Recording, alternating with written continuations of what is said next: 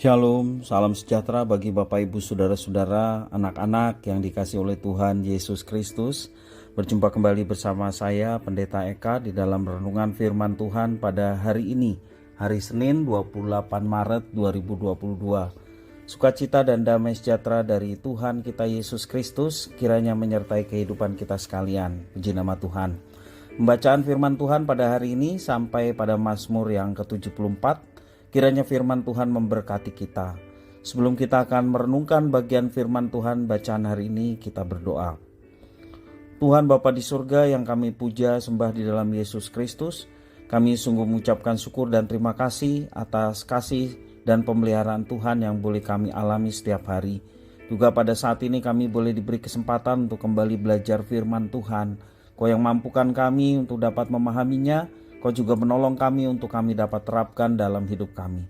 Terima kasih Bapa, terpujilah namamu. Demi nama Tuhan Yesus Kristus, kami sudah berdoa dan bersyukur. Haleluya. Amin. Mazmur 74. Nyanyian pengajaran Asaf. Mengapa ya Allah kau buang kami untuk seterusnya? Mengapa menyala murkamu terhadap kambing domba gembalaanmu? Ingatlah akan umatmu yang telah kau peroleh pada zaman purbakala, yang kau tebus menjadi bangsa milikmu sendiri. Ingatlah akan gunung Sion yang engkau diami. Ringankanlah langkahmu ke tempat yang rusak dan terus menerus. Segala-galanya telah dimusnahkan musuh di tempat kudus. Lawan-lawanmu mengaum di tempat pertemuanmu dan telah mendirikan panji-panji mereka sebagai tanda. Kelihatannya seperti orang mengayunkan tinggi-tinggi sebuah kapak kepada kayu-kayuan yang lebat. Dan sekarang ukiran-ukirannya seluruhnya dipalu mereka dengan kapak dan beliung. Mereka menyulut tempat kudusmu dengan api. Mereka menajiskan tempat kediaman namamu sampai pada tanah. Mereka berkata dalam hatinya, baiklah kita menindas mereka semuanya. Mereka membakar segala tempat pertemuan Allah di negeri.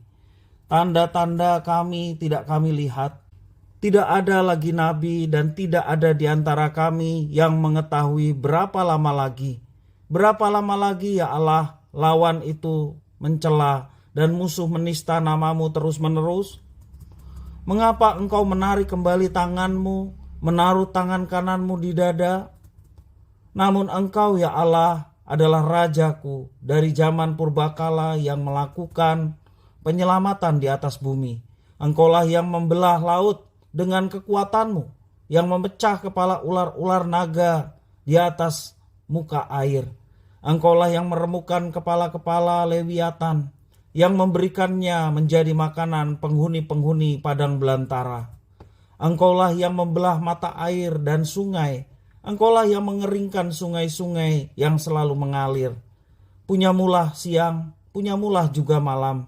Engkaulah yang menaruh benda penerang dan matahari. Engkaulah yang menetapkan segala batas bumi, musim kemarau dan musim hujan. Engkaulah yang membuatnya. Ingatlah ini, musuh mencela ya Tuhan, dan bangsa yang bebal itu menista namamu. Janganlah berikan nyawa merpatimu kepada binatang liar. Janganlah lupakan terus-menerus nyawa orang-orangmu yang tertindas. Pandanglah kepada perjanjian, sebab tempat-tempat gelap di bumi penuh sarang-sarang kekerasan. Janganlah biarkan orang yang terinjak-injak kembali dengan kena noda. Biarlah orang sengsara dan orang miskin memuji-muji namamu. Bangunlah ya Allah, lakukanlah perjuanganmu. Ingatlah akan cela kepadamu dari pihak orang bebal sepanjang hari. Jangan lupa suara lawanmu, deru orang-orang yang bangkit melawan engkau, yang terus-menerus makin keras. Bapak Ibu saudara-saudara yang dikasihi Tuhan, Allah yang kudus tidak akan membebaskan orang yang bersalah dari hukuman. Umat Israel terus-menerus berdosa dan memberontak kepada Tuhan Allah mereka. Namun Ia akan menghukum mereka. Apa yang harus dilakukan ketika Allah sedang menghukum kita? Dalam Mazmur 74 mengajarkan apa yang perlu dilakukan. Pemazmur mulai dengan pertanyaan, mengapa Allah masih terus murka terhadap umatnya? Di dalam bait yang kedua, ia memohon supaya Allah kembali mengingat umatnya yang telah ditebus dan dijadikan miliknya. Alasannya adalah karena musuh telah menghancurkan dan menistakan tempat kudus Allah. Apalagi Allah tidak lagi mengirimkan nabinya, sehingga umatnya tidak tahu berapa lama lagi ia akan membiarkan namanya dinistakan.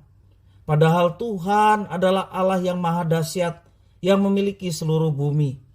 Karena itu pemazmur menutup mazmur ini dengan memohon supaya Tuhan Allah tidak membiarkan namanya dinistakan dan jangan melupakan perjanjian serta umatnya. Pemazmur juga memohon kepada Tuhan untuk cepat bertindak dan menyelamatkan umatnya dengan memberikan beberapa alasan, yaitu mereka yang dibuang adalah umat Tuhan yang telah ditebus olehnya. Dan juga mereka itu adalah umat perjanjiannya. Para musuh mereka telah menista nama dan tempat kudus Tuhan Allah Israel. Beberapa alasan tersebut memperlihatkan pemazmur mengerti bahwa Tuhan adalah Allah yang maha tahu, Tuhan adalah Allah yang maha kuasa. Saat yang sama Tuhan mau umatnya melakukan kewajiban sebagaimana Tuhan telah berikan aturan-aturan, ketetapan-ketetapan yang mesti dilakukan oleh umatnya. Termasuk bertekun di dalam doa sebagai hubungan pribadi antara umatnya dan Tuhan Allahnya. Inilah alasan mengapa Tuhan perlu segera menolong umatnya. Ketika Tuhan murka terhadap kita yang sering melakukan berbagai macam dosa, maka kita perlu bertobat dan memohon belas kasihan Tuhan untuk pengampunan dosa kita. Selain itu juga kita perlu memberikan alasan mengapa Tuhan perlu secepatnya menolong agar kita mengerti apa yang perlu didoakan dan percaya bahwa kita telah berdoa dengan benar seturut dengan kehendak-Nya. Nah, Bapak Ibu Saudara-saudara yang dikasihi oleh Tuhan, mari kita senantiasa menjaga sikap hati kita untuk senantiasa berdekat kepada-Nya. Diberikan kepekaan ketika kita melakukan dosa, sesuatu yang tidak berkenan kepada Tuhan, dan diberikan kemampuan untuk segera memohon pengampunan dan bertobat dari segala dosa-dosa yang kita perbuat dan hidup seturut dengan rencana dan kehendak Tuhan, sehingga nama Tuhan dipermuliakan dan kita boleh mengalami pertolongan dan kita boleh mengalami berkat-berkat-Nya. Pertobatan awal dari berkat yang akan dicurahkan. Pertobatan merupakan awal dari keberhasilan hidup kita. Kiranya nama Tuhan dimuliakan dan kita diberkati oleh firman-Nya. Mari kita berdoa. Tuhan Bapa di surga, terima kasih atas firman Tuhan yang sungguh memberkati kami. Mampukan kami ya Tuhan untuk kami dapat menerapkannya dalam hidup kami setiap hari. Demi nama Tuhan Yesus Kristus, kami sudah berdoa dan bersyukur. Haleluya. Amin.